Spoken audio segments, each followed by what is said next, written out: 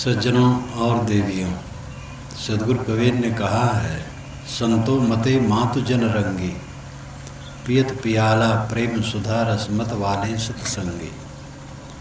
अर्धे बुर्धे भाटी रूपिन लेत कसा रसगारी, मुदे मदन काट क्रम कसमल संतत च्योत अगारी। गोरख दत्त वशिष्ठ व्यास कवि नारद सुखमन जोरी, बैठे सभा शंभु सन का अधिकता फिर अधर कटोरी। अम्बरीश और जाग जनक जड़ से सहस मुख पाना, कहलो गनो अनंत कूट लो अमहल महल दीवाना।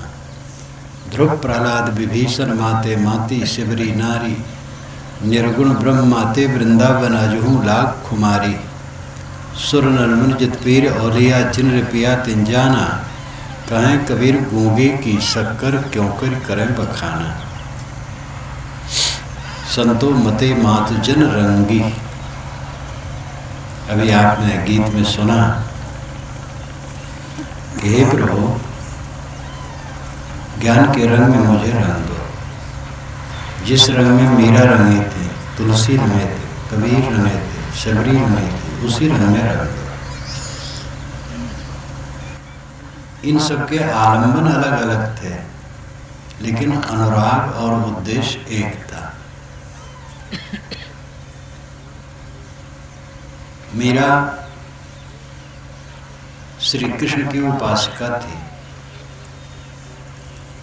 और वो कहती थी, मेरे तो गिरधर गोपाल दूसरा न कोई, गिरधर गोपाल के अलावा किसी को पसंद नहीं करती। और गोस्वामी तुलसीदास जी श्री राम के अलावा किसी को पसंद नहीं करते हैं। रामचंद्र के भजन बिन जो पद चाह निर्वाण, ज्ञानवंत विसोनर पशु बिन पूछ प्रखान। जो रामचंद्र के भजन बिना कल्याण चाहता, वो बिना सिंह पूछ का पशु। इसमें कृष्ण उपासक भी हो जाते हैं पशु। तो जो भक्त हुए, ज्ञानी हुए और सब हुए, तो उनका उद्देश्य तो एक था, दुख से निवृत्ति, परम शांति की प्राप्ति। और अनुराग एक था, आधार अलग अलग था, किंतु अनुराग सबका प्रशंसनीय। गोस्वामी जी का अनुराग, मीरा का अनुराग और सबका अनुराग, अनुराग सबका प्रशंसनीय। और उद्देश्य सबका एक है, दुख से छूटना। माध्यम अलग अलग है। इसलिए कबीर साहब कहते हैं, संतो मते मातु जन रंगी। ऐ संतो, जन रंगी, रंगी जन, भावुक लोग अपनी अपनी भावना में माते। तो उसमें नाम लेते हैं गोरख दत्त, गोरख और दत्तात्रेय, वशिष्ठ, व्यास, कपि, हनुमान जी। गोरख दत्त, वशिष्ठ, व्यास, कपि, नारद, सुखमुनि, याज्ञवल्क्य, भरद्वाज और सब बहुत नाम गिनाते हैं। ये उनका व्यापक दृष्टिकोण है। सबको आदर देते हैं कि सबकी भावना बड़ी अच्छी है। माध्यम अलग अलग है। इसलिए संत जन सबका आदर करते हैं।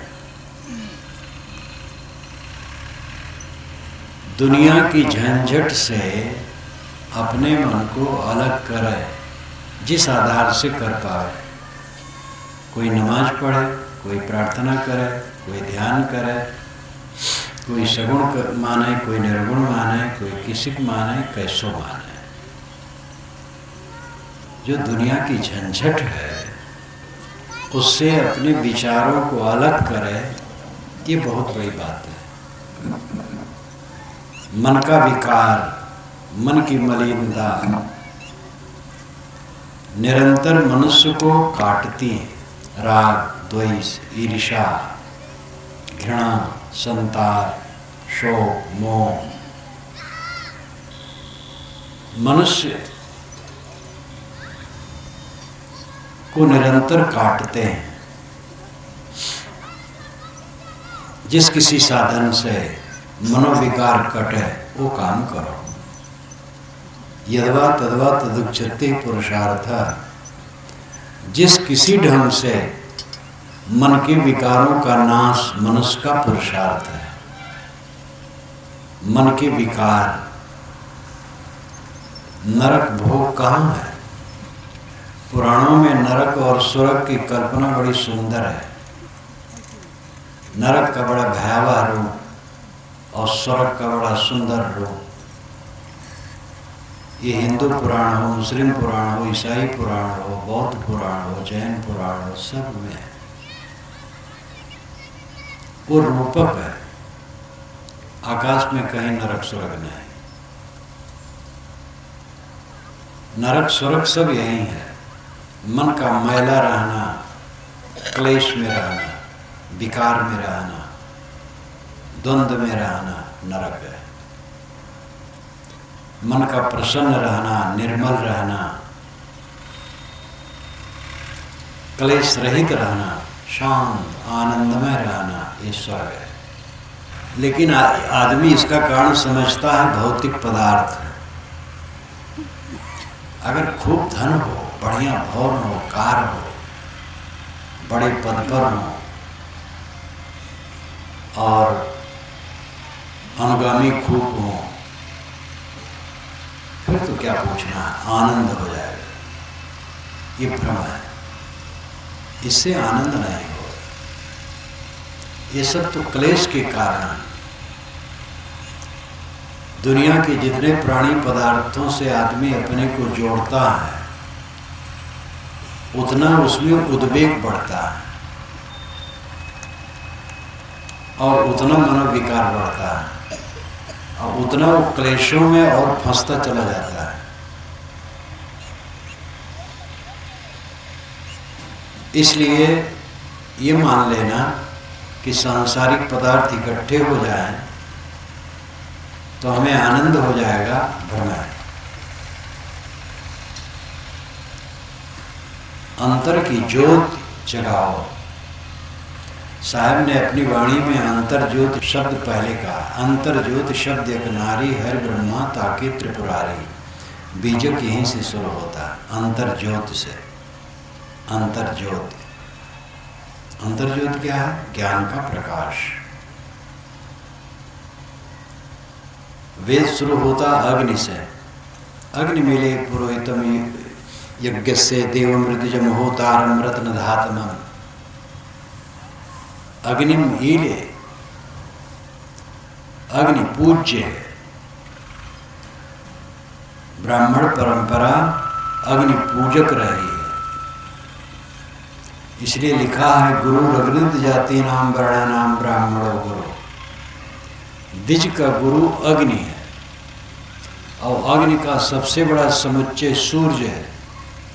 इसलिए सूर्य की उपासना वैदिक परंपरा में चली। कबीर साहब अंतर ज्योत के विषय कहते हैं। वो कहते बाहर की आग गर्मी देगी, लाभकारी है, प्रकाश देगी, उससे वस्तुओं को देखो। अंतर ज्योति जगाओ। पहले पहले अग्नि को ही ब्रह्म कहा गया है। बृहत्वाद ब्रह्म, जो बढ़े वो ब्रह्म। आग थोड़ी जलाओ ज़्यादा बढ़ जाती है, इसलिए आग ब्रह्म है। और आग में जो हवन करे वो ब्राह्मण है। और जिन मंत्रों के उच्चारण करके हवन होता है वो मंत्र को भी ब्रह्म कहा। तो वेद के मंत्रों को ब्रह्म कहा गया और आग को ब्रह्म कहा गया और इन दोनों का उपयोग करने वाले को ब्राह्मण कहा गया। लेकिन उन लोगों ने भी ये सोचा आगे चलकर कि आग ब्रह्म नहीं, तो आत्मा को ब्रह्म कहा। ब्राह्मण परंपरा में भी आगे चल करके आत्मा ही को ब्रह्म कहा गया। जीवो ब्रह्म ना परा, जीव ब्रह्म ही है, दूसरा नहीं। कबीर साहब कहते सब घट मेरा साइया सोनी सेज न कोई, सब घट में मेरा साईं है, सोना सेज कहीं नहीं। सभी आत्मा को परमात्मा मानना, ये विचार अगर मनुष्य के मन में आ जाए तो पाप नहीं करेगा। अगर आप दुकानदार हैं और ये मानते हैं कि जितने प्राणी हैं भगवान भगवती हैं, तो किसी ग्राहक को ठग नहीं सकते हैं, क्योंकि वो भगवान भगवती हैं। अगर आप क्लर्क और अफसर हैं तो जो लोग काम कराने आएंगे ऑफिस में, आप उनका काम करेंगे, सोचेंगे भगवान भगवती आए। लेकिन हम भगवान भगवती मानते हैं जो न खाए न पिए न बोले, और जो खाता पीता और बोलता है उसको ठगते हैं। कैसा उल्टा है। घर में एक शालिग्राम भगवान रख लिए तो दियम वस्तु गोविंदम तो हमें समर्पये कह करके पानी उछाल दिए, वो कुल अपना खा गए। और जब ऑफिस में गए, दफ्तर में गए, दुकान पर गए, कार्य क्षेत्र में गए, तो जो असली भगवान है उनको धोखा देते। तो इससे कल्याण नहीं। जब तक घट घट वासी को भगवान भगवती न समझोगे तब तक जीवन बदलेगा नहीं। पहले तो ये अभ्यास करो, नींद सुबह खुले तो अपने घर के जितने सदस्य हैं उन सबको भगवान भगवती समझो। और अगर ऐसा मन हो जाए तो ईर्षा, द्वेष, कटुवचन, दुर्व्यवहार कैसे होगा। घर घर में कलह है, एक दूसरे से ठीक बोलते नहीं, अब बोलते हैं तो कट बोलते हैं। असभ्य लोग तो टट्टी पेशाब के द्वार का नाम लेकर के बोलते रहते हैं, लेकिन जो इतने असभ्य नहीं हैं वो ऐसा नहीं कहते, फिर भी मीठा वचन नहीं बोल पाते। पत्नी से, पति से, पुत्र से, पिता से, भाई से, पड़ोसी से, मिलने वालों से मीठ वचन नहीं बोल सकते हैं, कैसे सुख शांति होगी। जो ये हमारे चारों तरफ लोग हैं ये भगवान भगवती हैं। ये बुद्धि जब आ जाए फिर मन में पाप विकार नहीं रहेगा, और ये अभ्यास से आएगा। इसमें त्याग की जरूरत है। बिना त्याग के कोई सद्गुण पकता नहीं। घूस लेना जब बंद करे, मिलावटबाजी बंद करे, व्यापार में बेईमानी बंद करे, हर जगह दूसरे को धोखा देना बंद करे, तब तो सबको भगवान भगवती मान पाओगे। और जब ये बंद नहीं करोगे तो भगवान भगवती माने जबान से क्या होता है। हम सबको भगवान मानते और लूटते हैं, तो कौन मानना। पंच की बात सर पर, खूटा अपने दर पर, तो पंच की बात कहाँ मानी गई। पंच की बात तो तब मानी जाएगी कि जब पंच ने कह दिया कि भाई तुमने खूंटा बढ़ा के गाड़ा है, 1 फीट बढ़ा लिए हो, उखाड़ करके 1 फीट अपने तरफ कर लो। तो उसने कहा बिल्कुल, पंच की बात सर पर, लेकिन खूंटा अपने दर पर। तो ये तो मानना नहीं हुआ। भगवान मानने का अर्थ है कोमल हो जाना। भगवान भगवान तो बहुत कहते हैं। लैला मजनू की कहानी तो आप सुने होंगे। लैला मजनू का नाटक होता था पहले, पता नहीं अब होता है कि नहीं। अब वो नाटक वोटक और नाच वोच पुराने ढंग का तो करीब करीब सुनता हूँ बंद जैसा हो। टीवी काम कर रहा है। विवाह शादी हुआ, टीवी लगा दी, बस हो गया। लैला मजनू का नाटक, सुल्ताना नाटक और सब बहुत नाटक होता था। लैला एक संपन्न घर की लड़की थी और मजनू पागल विक्षिप्त गरीब घर का युवक, दोनों में मोह हो गए। तो लैला के पिता ने लैला को समझा के घर में रखा।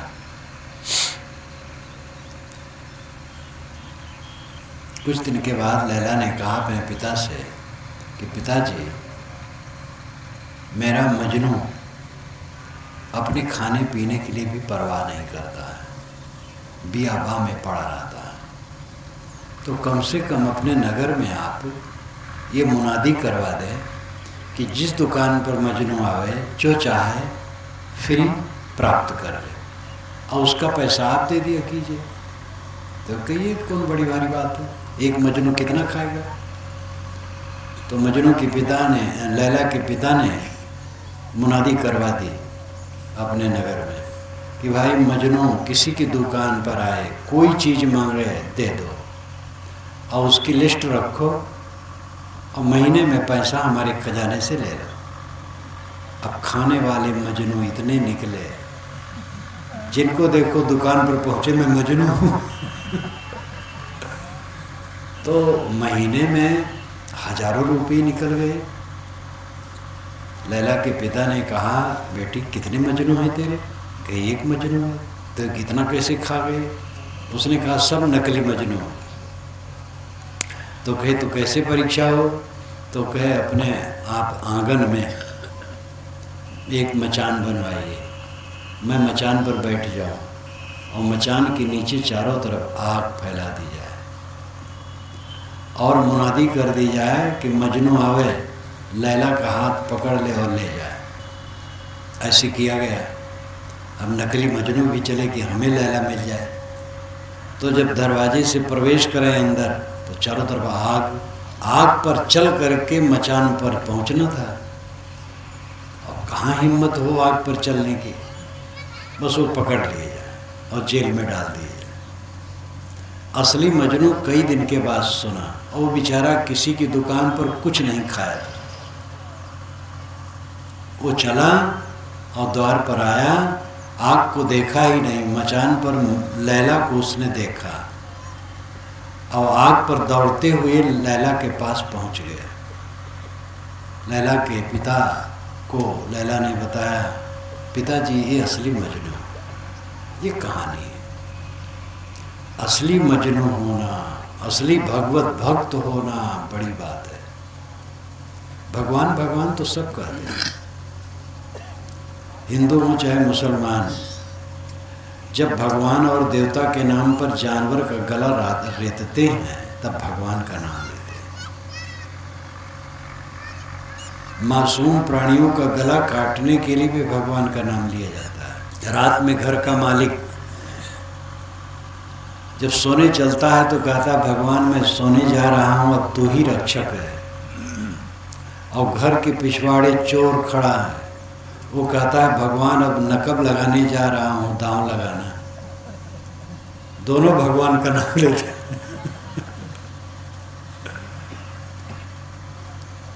जब युद्ध होता है दोनों तरफ से भगवान का नाम लिया जाता है। अमेरिका में जब गृह युद्ध हुआ था तो ईसा का नाम दोनों वर्ग वाले लेते थे, दोनों ईसाई थे। तो नकली मजनू तो बहुत है। भगवान भगवान कहने में कुछ लगता है? सभी भगवान के भगत हैं। भगवान का भगत वह है जो चोरी नहीं करता है। स्थूल चोरी और सभ्यतापूर्वक चोरी, दूसरे के हक को मारने की चेष्टा नहीं करता है। जो पराई स्त्री या पराये पुरुष पर कुदृष्टि नहीं रखते हैं, स्त्री पुरुष, जो किसी की हिंसा नहीं करते हैं, कट वचन नहीं बोलते हैं, जो किसी की निंदा नहीं, बुराई नहीं करते हैं, जो समता और प्रेम से चलते हैं, वे भगवत भक्त हैं। भगवान भगवान कहने में क्या लगता है? चाहे साकार मानो चाहे निराकार मानो। साकार माने तो मूर्ति इत्यादि की आरती कर रही है, निराकार माने तो मूर्ति नहीं रखे, निर्गुण निराकार का नाम ले लिए। ये तो औपचारिक रूप में चलता रहता है। व्यवहारिक रूप में आचरण की पवित्रता हो। तम्बाकू खाते हैं, भगवान भगवान भी कहते हैं, उसी मुंह में भगवान उसी मुंह में तम्बाकू। किसी महापुरुष को आप बुलाओ अपने घर आदर के लिए और बिस्तर बिछाओ, साफ चादर बिछाओ और उसी पर गोबर फैला दो, तो आप उस महापुरुष का आदर कर रहे हैं, अनादर कर रहे हैं। आदर तब माना जाएगा कि जब गोबर न फैला के फूल फैलाए, मुंह में तम्बाकू और फिर भगवान राम राम राम भी। राम और तम्बाकू एक साथ कैसे रहेगा? जी देहरी द्वार गोस्वामी जी ने कहा है, ये जिह्वा जो है यही भगवान की देहरी द्वार है। और इसी में तम्बाकू, बीड़ी, सिगरेट, शराब, कबाब, मांस, अंडा, मछली और फिर भगवान की भक्ति भी करते हैं। कहाँ भगवान की भक्ति हुई? जैसे कोई साधु का कपड़ा पहन ले तो इसे वो साधु नहीं है, साधना करे तब साधु। साधना का अर्थ है संतुलन करना, अनुकूल प्रतिकूल, हानि लाभ, जय पराजय, सुख दुख, संयोग वियोग, सब में समता आ जाए, शांति आ जाए। क्योंकि दुनिया तो ऐसे है ही है, ये कहीं एक रस रहने वाली है। महाराज राम को शाम को बताया गया कि सुबह तुम्हें युवराज की गद्दी दी जाएगी, और सुबह बताया गया 14 बरस का वनवास। 10-12 घंटे में कितना उल्टा पलटा हो गया। हम लोग क्या चाहते हैं? जैसे अनुकूल रहे वैसे बना रहा है? बना नहीं रहेगा। इसमें जितने बूढ़े बैठे हैं सब जवान थे और चिकने थे, फिसलते थे, चमकते थे और सब दूल्हा बने थे। अब किसी बूढ़े से पूछो कि बाबा जब आप दूल्हा बने थे आज कैसे लगता है, तो वो चिढ़ जाएगा। अगर जवान पूछे तो और चिढ़ जाएगा, कहते हो तुम हमें। बूढ़े को पूछो बाबा आप दूल्हा बने थे आज कैसे लगता है, तो लगेगा दूल्हा बने थे धोखा खा गए थे। रमई काका की कहानी मुझे याद आती है। रमई काका लखनऊ में अच्छे कवि थे, व्यंग कविता खूब लिखते थे। तो उन्होंने लिखा है कि मैं अमीनाबाद पार्क में गया, तो अमीनाबाद बाजार में पहुंचा जब, तो एक स्त्री बनी ठनी खड़ी थी। तो मैंने कहा मैडम नमस्ते, तो लोग हंस दिए। अरे कहे रमई काका ये तो पुतला है, पुतला, दुकान पर पुतला रखा जाता है। कहे रमई काका ये पुतला है, इसको आप नमस्कार करते हैं?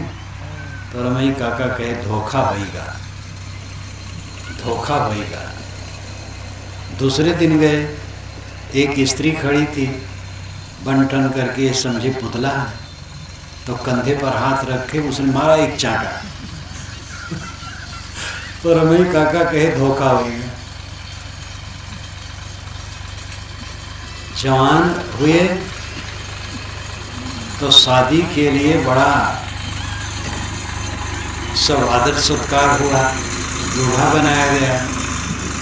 एक ही दिन दूल्हा रहा और पीछे देखा है तो बड़ा जंजाल हो गया, तो धोखा हो गया। दूल्हा दूल्हा बना और धोखा होएगा। अब सोचे कि लड़का नहीं है, लड़का हो जाता तो क्या पूछना, मैं भी बाप बन जाता। लड़का हो गया, लड़का जवान हुआ, पास में नहीं बैठता है, धोखा होएगा। तो जीवन में धोखा है, आप देखो तो पता लगेगा धोखे धोखा है। सब जगह धोखा धोखा धोखा। जहां ललक करके मन दौड़ता ये मिले तो सुख हो जाएगा, वहीं धोखा होगा। महाराज राम को सोने का मृग लगा, सीता जी बहुत भावुक हो गई। ये सोने का मृग है, इसको लाओ, चाहे जैसे लाओ, मार के चाहे जिंदा, जिंदा लाओ तो बड़ा अच्छा है, न जिंदा मिले मार के लाओ। राम तैयार हो गए। लक्ष्मण ने कहा भैया सोने का मृग नहीं होता है। कहे नहीं, सीता का बहुत मन है। फल क्या हुआ? राम बन बन रोते रहे और सीता रावण के जेल खाने में रोती रहे। सोने के मृग में धोखा हो गया। ये तो रूपक है। राम सोने के मृग के पीछे नहीं दौड़े, वो कहानी है। मैंने रामायण रहस्य में लिखा है कि वो कहानी है। वस्तुतः सारा संसार सोने के मृग के पीछे भाग रहा है और सब रो रहे हैं। सोने का मृग दिखाई देता है आगे, और आगे जब पता चलता है उसी के पीछे रोना है। दुनिया का आकर्षण सोने का मृग है, और आकर्षण जो है वो झूठा है। सबसे बड़ा आकर्षण किसमें है? युवक को युवती में और युवती को युवक में। और दोनों हैं क्या? टट्टी पेशाब की पुटली है, हड्डी का ढांचा है, टट्टी पेशाब भरी है, मांस रक्त नसें, यही सब है। कहीं भी चाम उखड़ जाए तो विदविदाएगा। रोग व्याधि, मानसिक पीड़ा, उद्वेग, अशांत, इन्हीं सब का पुण्य। जिस युवती को देख करके आप आकर्षित हैं, क्या वो युवती संतुष्ट है? और युवती जिस युवक को देख करके आकर्षित है, वो युवक क्या संतुष्ट है? दोनों तो असंतुष्ट है, और दोनों से संतोष की आशा करते हैं। अगर युवती के शरीर में सुख होता तो युवती अपने शरीर के सुख को लेकर सुखी रहती, लेकिन वो युवक के शरीर में सुख खोजती। और युवक के शरीर में सुख होता तो युवक अपने शरीर के सुख को लेकर के सुखी रहता, लेकिन वो युवती में खोजता है। दोनों भ्रम में है कि नहीं?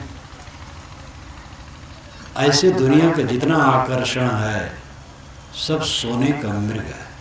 वेदव्यास ने इस बात को कहा है। उन्होंने राम को क्षमा नहीं किया। उन्होंने कहा असंभवे हेममेश जंतोस तथापि रामो लुलभे मृगाय प्रायः समासन्न पराभवाणाम धियो विपर्जस तत्रा भवत्। सोने का मृग होना असंभव है, लेकिन राम जैसे महापुरुष भी सोने के मृग के पीछे भटक गए। सच है, जब विनाश का दिन आता है तो बुद्धि बदल जाती है। वेदव्यास जी ये कहते हैं महाभारत में, वहाँ कहते हैं जहाँ युधिष्ठिर फिर से जुआ खेलने चलते हैं। एक बार युधिष्ठिर जुआ में सब हार गए, पत्नी, भाई, अपने को, घर, संपत्ति सब हार गए। तो द्रौपदी रोते हुए धृतराष्ट्र के पास गए।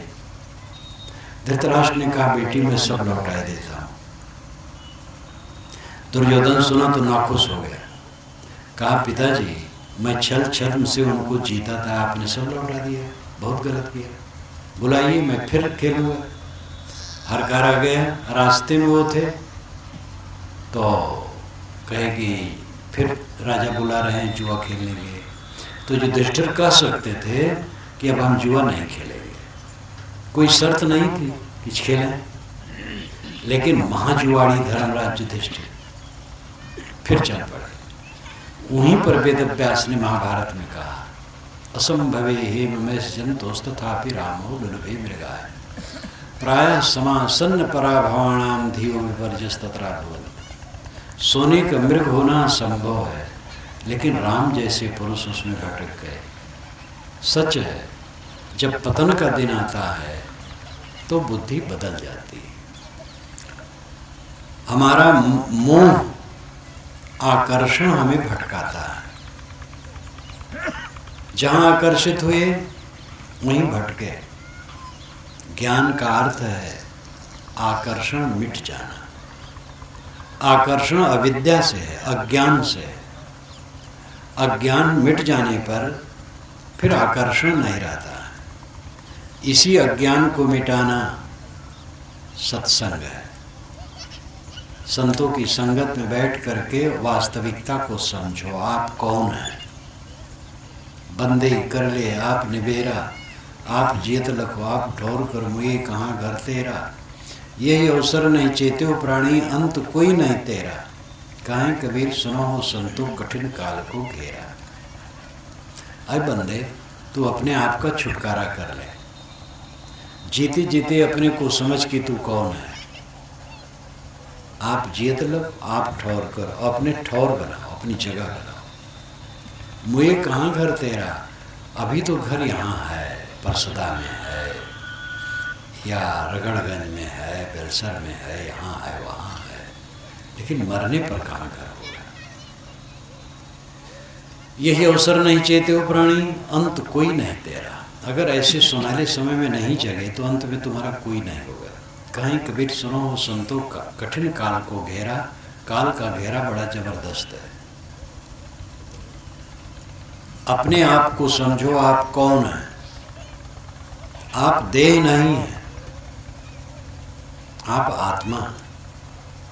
पंच कोशों में आत्मा बंद है, जैसे एक हीरा हो और 5 पेटियों में बंद हो, तैसे ये आत्मा रूपी हीरा 5 कोशों में बंद है।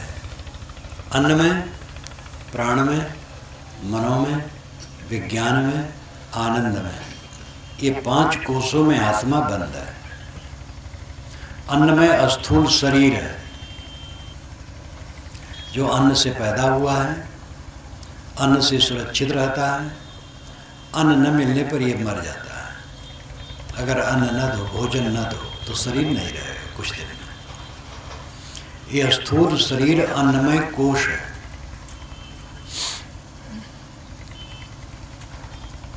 और शरीर के अंदर में जितना हवा का अंश है वो प्राणमय कोश है। और जो मनोमय है, सोचना, संकल्प, विकल्प, यादगिरियां, वो मनोमय कोश है। और जो बुद्धि की चमक दमक है, जानकारियों का खजाना, वो विज्ञानमय कोश है। और जो अनुकूलता में सुखानुभूति होती है वो आनंदमय कोश है। इन 5 कोशों में आत्मा बंद है। ये आत्मा ये 5 कोश नहीं है। अब हम अपने को मानते हैं हम देह हैं, प्राण हैं, मन है, बुद्धि है। और जो दुनिया में सुख लगता है वही मेरा स्वरूप है। हमारे गुरुजन बताते हैं इन 5 कोशों से रहित आप शुद्ध चेतन आत्मा हैं। या को माँ न या को बापा, यह तो स्वतः आप ही आपा। इसके न माँ है न बाप है। माँ बाप शरीर के हैं, आत्मा के नहीं। ना जायते मृत्य व विपश्चित नायम कुतश्चित न बभूव कश्चित। अजो नित्य शास्त्रोयम पुराणो न हन्यते हन्यमाने शरीरे। ना जायते न मृत्यते, ये आत्मा न जन्मता है न मरता है। नायम कुतश्चित न बभूव कश्चित, कुतश्चित किसी से, कश्चित कोई, न बभूव पैदा नहीं होता है। ये स्वतः है। अजो नित्य शास्त्रोयम पुराणो, अजन्मा है, शाश्वत है, नित्य है, पुराण पुरुष है। शरीर के मरने पर भी ये नहीं मरता। आप आत्मा है, शुद्ध चेतन है। स्त्री पुरुष नहीं है, काला गोरा नहीं, ब्राह्मण शूद्र नहीं, हिंदू मुसलमान नहीं। आप तो केवल शुद्ध चेतन आत्मा है। उसमें दुख नहीं है, वो स्वयं सुख स्वरूप है, आनंद स्वरूप है। लेकिन अपने आनंद को न जान करके बाहर आनंद खोजता, यही उसकी दरिद्रता है। वस्तु अंते खोजे अंते क्यों करी आवे हाथ, सज्जन सोई सराहिए पारख राखे साथ। ये साहब की साखी। वस्तु अलग है, खोजते अलग हैं, तो कहाँ मिले।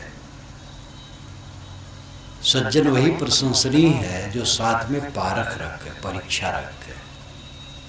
एक बुढ़िया थी, कपड़ा सिल रही थी, शाम का टाइम हो गया था, उसे बाथरूम जाना पड़ा। लौट के आई तो सुई खो गई थी। बहुत खोजी, नहीं मिली। इतने में नगर पालिका की लाइट सड़क पर जल गई, तो सड़क पर आके खोजने लगी। कोई सज्जन देखे, कहे माता क्या खोजती हो, कहे सुई, कहे कहाँ गिरी, कहे घर में, कहे यहाँ क्यों खोजती हो, कहे यहाँ लाइट जलती इसलिए।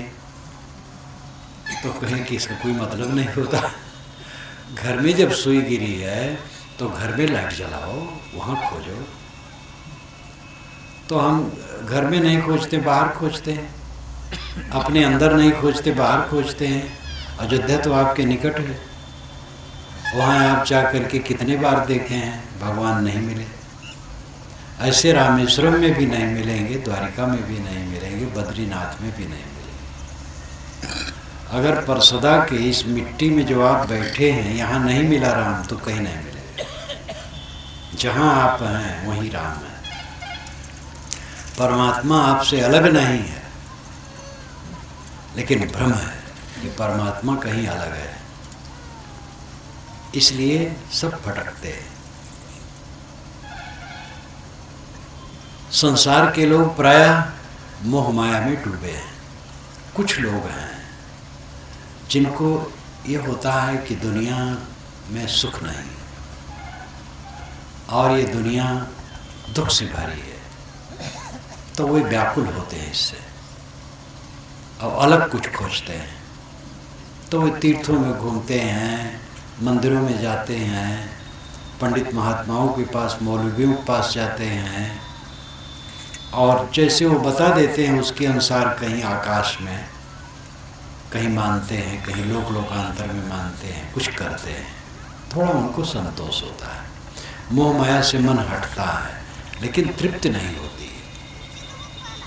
जब तक वे अपनी तरफ न लौटेंगे तब तक तृप्ति नहीं होगी। ये ध्यान दीजिए, प्रत्यक्ष, परोक्ष और अपरोक्ष, ये तीन विषय। प्रत्यक्ष, परोक्ष और अपरोक्ष, पांचों विषय प्रत्यक्ष है। आँख से रूप देखते हैं, नाक से गंध सूंघते हैं, जीभ से रस चखते हैं, चाम से स्पर्श करते हैं, कान से शब्द सुनते हैं। दुनिया में केवल 5 विषय है, छठा विषय नहीं। और इन पांचों विषयों को ग्रहण करने के लिए 5 ज्ञानेंद्रियां हैं। तो 5 ज्ञानेंद्रियों से जो प्रपंच दिखाई देता है, इसको प्रत्यक्ष कहते हैं। और इसी प्रत्यक्ष में सारी दुनिया डूबी है। घर परिवार, लड़के बच्चे, धन दौलत, खेत बाड़ी, दुकान मकान, पद प्रतिष्ठा, इसी को देखे, इसी में मोहाए और इसी में मन अटकाए। अब अंत में इनमें परिवर्तन, प्राणियों का मन परिवर्तनशील, पदार्थ परिवर्तनशील, प्रेमियों का और अपना शरीर परिवर्तनशील। तो ठोकर लगता है, जिसमें हमने सुख की आशा की वहाँ दुख है। प्रत्यक्ष में सारी दुनिया डूबी है। कोई इससे उपराम होते हैं तो परोक्ष में खोजते हैं। परोक्ष का अर्थ है जो इंद्रियों से परे है। तो कहीं अब जैसे सुने हैं, पुस्तक में पढ़े हैं या सुने हैं, वैसे भगवान का रूप गढ़ करके उसी में लगे। मैं पहले पुराण पढ़ता था तो उसमें आए कि भगवान चतुर्भुज रूप है और अमुक तपस्या कर रहा था। जब उसकी तपस्या पूरी हुई तब भगवान विमान पर बैठ करके आए उसके पास और उसको उठा के विमान पर बैठा ले गए, वैकुंठ में उसको गद्दी दी। तो मैं सोचता था कि ऐसे होगा।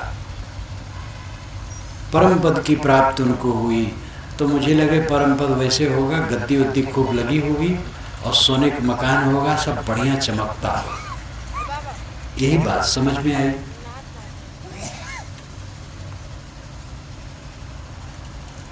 जब सत्संग और पाया, कबीर साहब का विचार पाया, उपनिषदों का भी चिंतन मनन हुआ, तब पता लगा कि परमात्मा किसी लोक में नहीं, ये तो रूपक है। सब पंडितों ने रूपक दिया है। ध्यान दीजिए जरा, करीब 2000 वर्षों के अंदर का ये सब रूपक है। चतुर्भुज श्याम सुंदर और अमुक लोक, ये पुराना नहीं। वेदों में कहीं नहीं लिखा है कि ईश्वर के दर्शन होते हैं। 6 शास्त्रों में कहीं नहीं लिखा है और प्रामाणिक उपनिषदों में कहीं नहीं लिखा है। बल्कि उपनिषदों में लिखा है यच्चक्षुषा न पश्यति येन चक्षुष पश्यति तदेव ब्रह्मत्वं विद्य नेदम यदिदमुपास्ते। यच्चक्षुषा न पश्यति, जिसे आंखें नहीं देख सकती, येन चक्षुष पश्यति, जिसके द्वारा आंखें देखने की शक्ति प्राप्त करती हैं, तदेव ब्रह्मत्वं विद्य, तदेव ब्रह्मत्वं विद्य, उसी को तू ब्रह्म जान। नेदम यदिदमुपास्ते, न कि जिसकी तू आंख से देख करके उपासना करता है। सरल अर्थ हुआ कि आंख से जो दिखाई देता वो ब्रह्म नहीं है, ब्रह्म तो देखने वाला है, दृष्टा है, वो आत्मा है। ऐसे अन्य इंद्रियों के लिए भी यन मनसा नामनुते नाहुर मनोमतम तदेव ब्रह्मत्वं विद्य नेदम यदमुपास्ते, जो मन में नहीं आता किंतु जो मनन करता है वो ब्रह्म है। और मन से मान करके जिसकी तू उपासना करता वो ब्रह्म नहीं है। तो जो मनता है, दृष्टा है, बोधा है, साक्षी है, ज्ञाता है, वो आत्मा ब्रह्म है। ये बात अपरोक्ष बोध का है। तो प्रत्यक्ष, परोक्ष और अपरोक्ष ये तीन है। प्रत्यक्ष विषय वासना, दुनियादारी, इसी में सब डूबे हैं। और परोक्ष है कहीं अलग ईश्वर देवता मान करके उपासना करना, और अपरोक्ष है आत्मा का बोध। जब तक अपरोक्ष बोध नहीं होगा तब तक परम शांति नहीं मिलेगी। सारा संसार तो प्रत्यक्ष में ही डूबा है। कुछ लोग हैं जो सगुण निर्गुण मान करके कुछ भजन वजन करते हैं, उपासना करते हैं। ये क्षेत्र तो ब्राह्मणों का गढ़ है। इधर लखनऊ, प्रयाग, काशी, इसके और भी आजू बाजू बृहत्तर क्षेत्र ब्राह्मणों का गढ़ है। लेकिन गांव गांव सर्वेक्षण करो कि संध्योपासना करने वाले कितने हैं। एक गांव में एक मिलना मुश्किल है। कई गांव में कोई होगा तो एक होगा संध्योपासना करने वाला। संध्योपासना तक छूट गई। मनुस्मृति में लिखा है कि जो 3 दिन तक संध्योपासना नहीं करता है वो ब्राह्मण पद से खारिज है।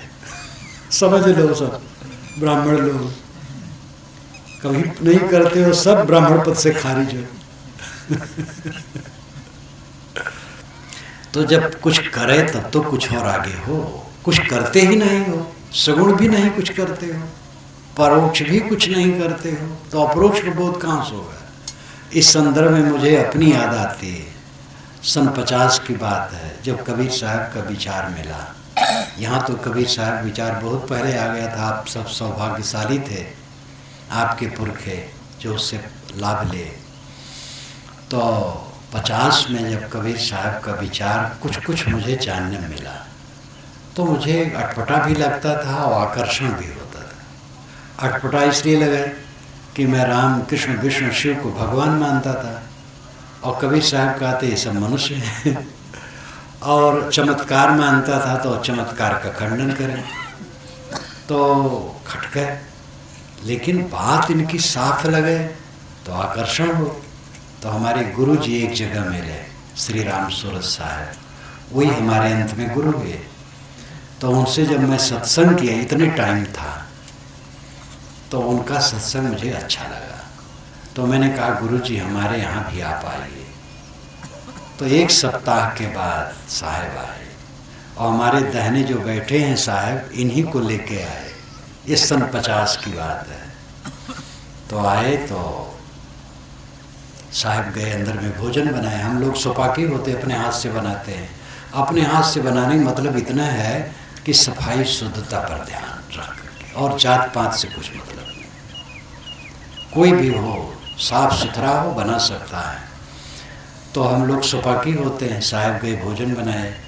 जब गुरु जी वहाँ भोजन करने गए तो वहाँ पर रुद्राक्ष की माला 108 दाने की टंगी थी और आसनी टंगी थी कंबल की। तो गुरु जी ने मुझसे पूछा कि इससे तुम पूजा करते हो कि तुम्हारे पिता? मैंने कहा मैं करता। तो कहे इसी ने मुझे यहाँ लाया है। तुम कहीं कुछ करते हो तो मुझे पूछे, और कुछ न करते होते तो मुझे भी न पूछते। ये उनकी बात कभी नहीं भूल सकती।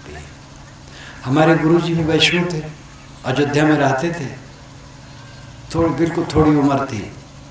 मौनी महाराज जी के आश्रम में रहते थे, छावनी में। उनकी छावनी सरजू में नावका पर रहती थी। बड़े अच्छे संत थे।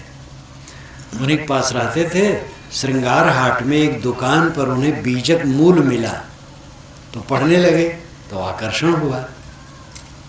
तो फैजाबाद के एक संत थे, पारखी संत, उन्होंने कहा कि तुम अगर बीजक पढ़ना चाहते हो तो बुरहानपुर चले जाओ। तो अपने गुरु जी से कहे, राजा रामदास जी महाराज, वो भी वैष्णव संत थे, उनसे कहे, तो उनका भी विचार काफ़ी कबीर साहब से ओतप्रोत हो गया था। तो हमारे गुरु जी वैष्णव और गुरु जी के गुरु वैष्णव, और मैं तो वैष्णव था ही। विष्णु शिव रामकृष्ण चारों की उपासना करता था। तो गुरु जी ने कहा कि आसनी और माला का जो तुम इससे संध्योपासना करते हो, पूजा करते हो, इसी ने मुझे यहाँ लाया। तो आदमी कुछ करे तो कुछ आगे बढ़ेगा। मैं तो रास्ते में चलता हूँ और कोई शिवलिंगी पर पानी डालते किसी को देखता हूँ तो मुझे लगता है कुछ कर रहा है, तो आगे भी कुछ करेगा। और कहीं कुछ नहीं करता तो कुछ भी नहीं करेगा। तो भक्ति भावना में थोड़ा लगे तो भक्ति उक्ति छोड़ दिए हैं। अब आज तो भक्ति है टीवी, सुबह अखबार और रात को टीवी। सुबह अखबार आ गया, राजनेताओं का प्रपंच दिमाग में भर गया, और रात में टीवी देख करके, टीवी में बिकारी चीजें सब। सत्संग, ध्यान, संध्योपासना, ये सब घट गई है। संध्योपासना का अर्थ क्या है?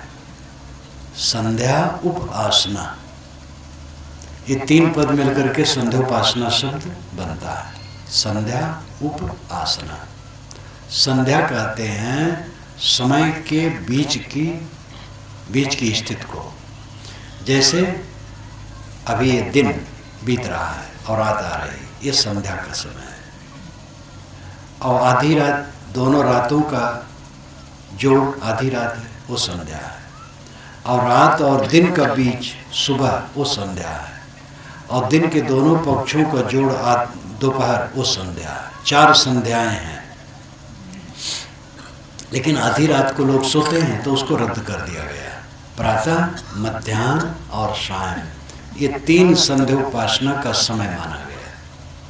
विधान यह है कि सूरज उगने के पूर्व संध्योपासना कर लो, और दोपहर में कर लो, और शाम को सूरज डूबने के पहले कर लो। वैदिकी ढंग से संध्योपासना, वेद मंत्र का उच्चारण, पहले शुद्धि, ओम अपवित्र पवित्र हुआ, फिर संकल्प, फिर और वेद मंत्र चलते हैं, और उसमें फिर ध्यान भी, जप भी, गायत्री इत्यादि का सब अनुष्ठान रहता है। संध्योपासना का शाब्दिक अर्थ जो है वो बहुत ऊंचा है। वो केवल गायत्री जप या अमुक का ध्यान नहीं, संध्या उपासना। संध्या काल में निकट आसना बैठना, अपने निकट बैठना। दिन भर हम प्रपंच के निकट रहते हैं, मोह के निकट, बैर के निकट, राग के निकट, द्वेष के निकट, प्रतिक्रिया के निकट, हरदम प्रतिक्रिया, रिएक्शन। मन ही मन में पत्नी से लड़ रहे हैं, पिता से लड़ रहे हैं, पुत्र से लड़ रहे हैं, भाई से लड़ रहे हैं, पड़ोसी से लड़ रहे हैं। मन ही मन में प्रतिक्रिया। हर्ष में डूबे हैं, कहीं शोक में डूबे हैं, कहीं काम वासना में डूबे हैं, कहीं क्रोध में डूबे हैं। मन के नरक में सब जीते हैं। कुछ समय अपने निकट बैठो, आत्मा के निकट बैठो, सब विचार छोड़ दो, शांत हो जाओ। ये उपासना, संध्या उपासना। फिर नियम दिया गया, संध्या 3 काल तो करो, 1 काल लोग नहीं करते हैं। जिनका अनुराग हो गया वो 3 से भी ज़्यादा करते हैं। जब अवसर पाए तब अपने विवेक में आ गए। नेम जगावे प्रेम को, प्रेम जगावे जीव, जीव जगावे पीऊ को वही जीव वही पीऊ, ये साहिब की साखी है। नेम जगावे प्रेम को, नेम नियम, नियम से कुछ करो तो प्रेम जग जाएगा। नियम से लोग रोज प्रातः स्नान करो, तो प्रातः स्नान करते करते मन में एक लगे मैं कुछ कर रहा हूं। अब 10 मिनट के लिए बैठ जाओ, जो नाम आप मानते हो, जो मंत्र आप मानते हो उसी को जपो, तो लगेगा मैं कुछ कर रहा हूं। ऐसे नियम बनाओ। धर्म शास्त्र है, कोई ग्रंथ है, पढ़ो, आधा घंटा पढ़ो, तो जो उलझा हुआ चित्त है सुलझ जाएगा। नियम बनाओ। बिना नियम की गृहस्थी में तो और बहुत जरूरी है नियम का। नियम नहीं अगर बनाओगे तो फुर्सतें नहीं है, और नियम बना लोगे, नियम के समय बैठ जाओगे और कह दोगे घर वाले से कि कोई आवे तो कह दो पूजा में बैठे, पूजा कह देने से फिर कोई छेड़ता नहीं। तो जो 10 मिनट बैठो, आधा घंटा बैठो, कुछ तो बैठो। प्रपंच में सारा समय देते हो, आत्मकल्याण के लिए कुछ नहीं, आत्मशोधन के लिए कुछ नहीं। तो उपासना, निकट बैठना, अपने आत्मा के निकट बैठना, ये उपासना है। अपने आप के निकट बैठना। हम तो सब समय पराये के निकट बैठे, क्रोध के, काम के, लोभ के, मोह के, राग के, द्वेष के, हर्ष के, शोक के, हानि के, लाभ की चिंता में हरदम चलते हैं। यही नरक है, मन का नरक, सब भोग रहे हैं। तो मरने पर स्वर्ग कैसे होगा? वो तो हिंदू परिवार में ये सभ्यता है, कोई मर गया तो पत्र लिखा जाता, फलाने बाबू स्वर्गीय हो गए, स्वर्गवास हो गया। कैसे कहे नरकवास हो गया? आज अगर नरक है तो मरने पर स्वर्ग कैसे हो जाएगा? जाको दर्शन इत है, ताको दर्शन उत, जाको दर्शन इत नहीं, ताको इत न उत। अगर आज स्वर्ग है तो मरने पर स्वर्ग होगा, आज नरक है तो मरने पर नरक होगा। मन मैला है। मरना कोई प्रलय नहीं है, वस्तु का विनाश नहीं है। जैसे आप यहाँ से लखनऊ के लिए चलो और रात हो जाए बीच में और सो जाओ, तो जागोगे तो फिर लखनऊ तरफ चलोगे। सो जाना कोई समाप्ति थोड़ा है। ऐसे मृत्यु भी समाप्ति नहीं है। आत्मा अलग हो गया देह छोड़ करके, सत्ता नहीं नष्ट हुई। शरीर में लगे हुए जितने धातु हैं वे मिटेंगे नहीं, और आत्मा भी मिटेगा नहीं। न जड़ मिटता है न चेतन मिटता है, दोनों नित्य है। मूले मूला भावाद मूलम मूलम। कपिल जी महाराज ने कहा है, मूल में मूल न होने से अमूल होता है मूल। जड़ और चेतन दोनों मूल है, प्रकृति पुरुष दोनों मूल हैं, इसका मूल और कोई नहीं। तो आत्मा समाप्त नहीं होता है, शरीर छूट जाता है, आत्मा अमर है। और जैसे आज मन है वैसे आगे फिर वो संस्कार होता है। इंग्लिश, हिंदी, संस्कृत, अरबी, फारसी पढ़ने वाले अगर 10 लोग एक जगह सो जाएं तो जाग करके अपनी अपनी भाषा फिर बोलेंगे। इसी प्रकार अच्छे बुरे संस्कारों को लेकर के लोग शरीर छोड़ दिए, तो शरीर छोड़ने के बाद भी उन्हीं संस्कारों को लेकर के वो फिर सुख दुख पाएंगे। इसलिए कर्मों के संस्कारों के अनुसार जीव चलता है और सुख दुख भोगता है। अपने कर्मों को सुधारो। मरना कोई प्रलय नहीं, मरना कोई विनाश नहीं है, केवल जड़ चेतन का आत्मा अनात्मा का वियोग हो जाना।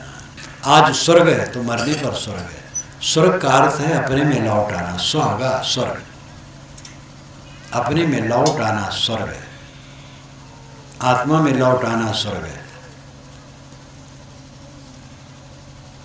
यथा यथा प्रत्यवस्थितम मनः तथा तथा मुंचति बाह्य वासना निःशेष मोक्षे सति वासना नाम आत्मानुभूति प्रतिबंध शून्य। ये स्वामी शंकराचार्य कहते हैं। यथा यथा प्रत्यवस्थितम मनः, मन प्रत्यक अवस्थितम, प्रत्यक नाम भीतर, जैसे जैसे मन भीतर शांत होता गया तथा तथा मुंचति बाह्य वासना, वैसे वैसे बाहर की वासनाएं, संस्कार, विकार खत्म होते जाएंगे। निश्चय मोक्षे सति वासना नाम, सारी वासनाओं का जब नाश हो गया, आत्मानुभूति प्रतिबंध शून्य, आत्मा प्रतिबंध शून्य स्थित का अनुभव करता है। फिर मन का विकार शांत हुआ, आत्मा का कल्याण है। परमात्मा पाना नहीं है, क्योंकि परमात्मा खोया नहीं। बिछड़ी हुई चीज मिलती है, जो कभी बिछड़ी न हो उसको मिलने क्या बात है? भ्रम है। भ्रम है कि परमात्मा बिछुड़ा है। भ्रम मिट जाए, बस परमात्मा मिल गए। गले में कंठा है, लेकिन भांग पी लिया था तो कंठा खो गया था। जब नशा दूर हुआ तो कंठा मिल गया। न खोया न मिला, विस्मरण हुआ, स्मरण हो गया।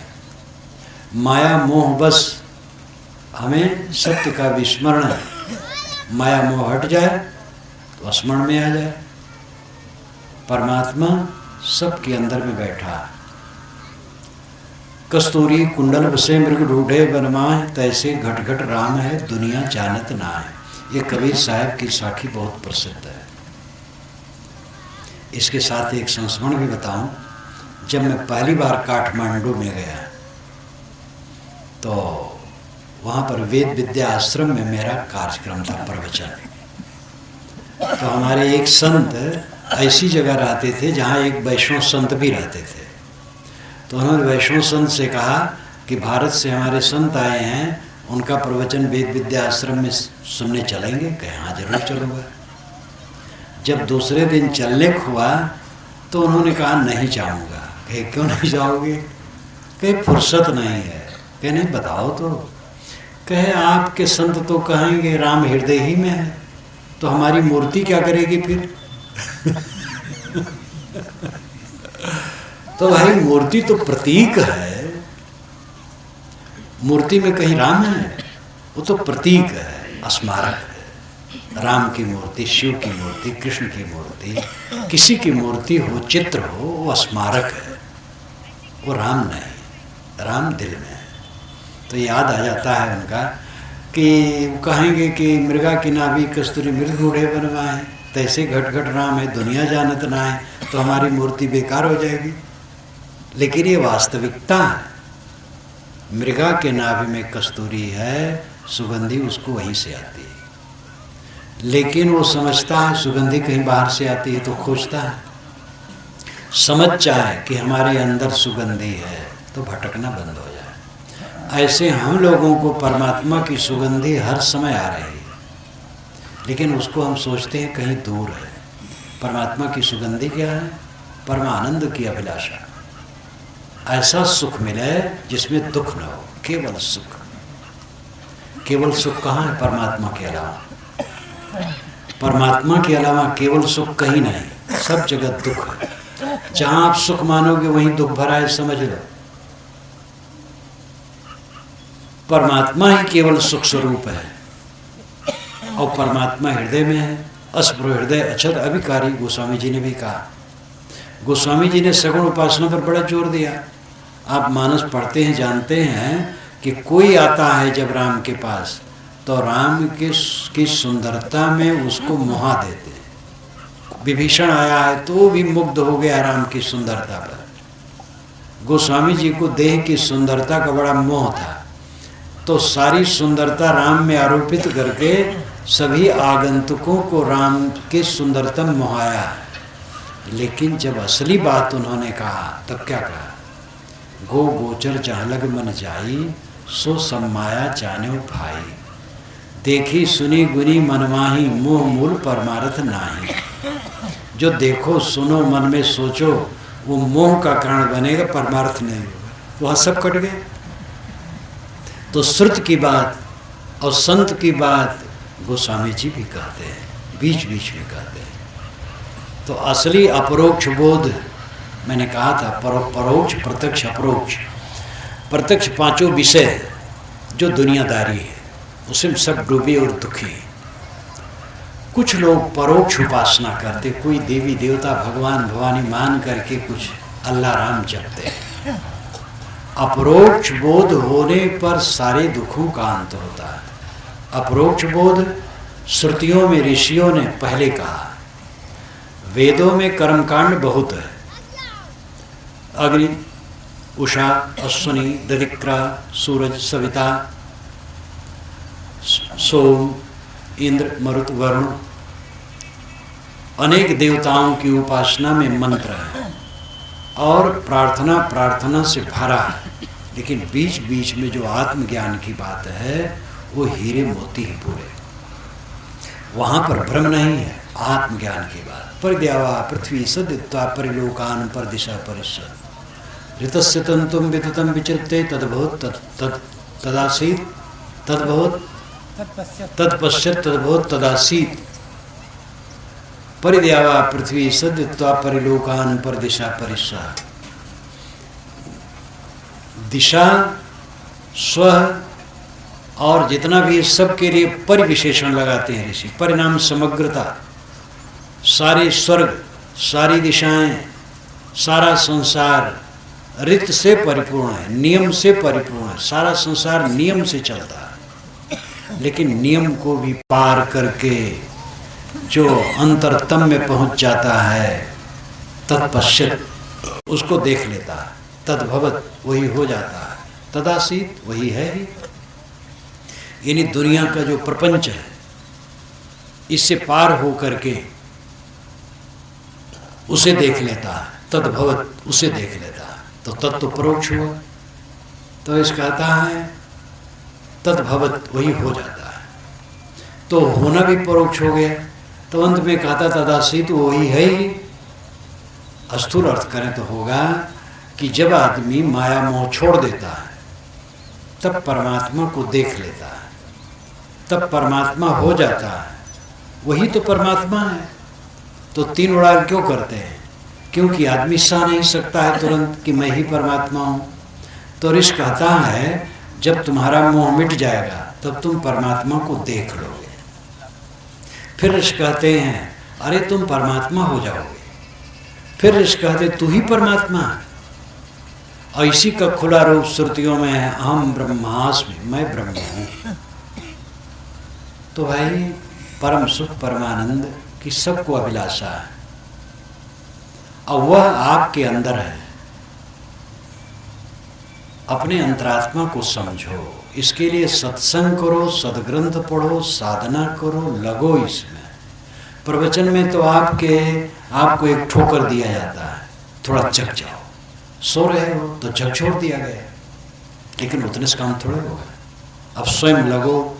ऐसे भक्त संतों के पास बैठो जो आध्यात्मिक मनन चिंतन और साधना में हो, और ऐसे ज्ञान के ग्रंथों को पढ़ो और ऐसा अभ्यास करो। करते करते तो वो दशा आ जाएगी जो हमारी परम इच्छा है, परमानंद की, परम सुख की, परम शांति की, जिसमें कोई क्लेश नहीं, कोई भय नहीं, वो अनुभव होगा। और इसी नश्वर शरीर में रहते हुए वो दशा आ जाएगी। साहब कहते हैं यह संसार सकल है मैला, राम गहे ते सूचा। कहें कबीर राम नहीं छाड़ो गिरत परत चढ़ी ऊंचा। ये सारा संसार मैला है, कचरा है। और यहाँ क्या? राम पवित्र है। राम को न छोड़ो, गिरते पड़ते ऊपर चढ़ जाओ। अब राम कहाँ मिलेगा? इसी के लिए सत्संग करो। एक राम दशरथ का बेटा, एक राम है घट लेटा, एक राम है जगत पसारा, एक राम है जग से न्यारा। एक राम दशरथ का बेटा है जो हमारा पूर्वज है, श्रद्धेय है, और एक राम है जो घट में है। जो घट में है वो दो भेद वाला है। एक तो जगत पसारा में डूबा है और एक जगत पसारा को छोड़ दिया है। तो जगत पसारा में डूब करके दुख है। जगत पसारा से अपने मन को ऊपर उठाओ, और इसके लिए साधु संगत, शास्त्रों का अध्ययन, चिंतन, ध्यान, मनन में लगो। तब ये दशा आएगी। मैं अपनी वाणी को विराम देता हूँ।